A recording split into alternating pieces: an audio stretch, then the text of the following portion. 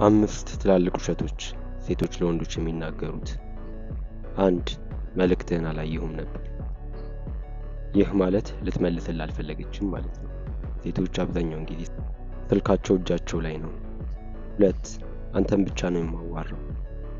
ቢያንስ ከሌላ 2 ወንዶች ጋር ታወራለች። 3. አንተ በጣም ጥሩ ሰው ነህ፣ እኔ ላንተ አልገባም፣ ሌላ እድለኛ ሴት እየጠበቀች ነው። ይህ ማለት ማራኪውን አላገኘችም ወይም ደግሞ አልሳካትም ማለት ነው። ስለዚህ ተው። 4. እሱ ጓደኛዬ ብቻ ነው። ይህ ማለት ለማንኛውም ተብሎ የተያዘ ነው፣ ባካፕ ማለት ነው። ከአንተ ጋር ከተለያየች በኋላ እንደ አማራጭ ያስቀመጠችው ነው። ስለዚህ መቼም የወንድ ጓደኛ ያላት ሴት ዴት አታድርግ ወይም ከሷ ጋር ፍቅር አትጀምር። ምክንያቱም ወንድና ሴት ጓደኛሞች ሊሆኑ አይችሉም። 5. ለግንኙነት ወይም ለሪሌሽንሺፕ በአሁኑ ሰዓት ዝግጁ አይደለሁም። ይህ ማለት ከአንተ ጋር የፍቅር ግንኙነት መጀመር አልፈለገችም ማለት ነው።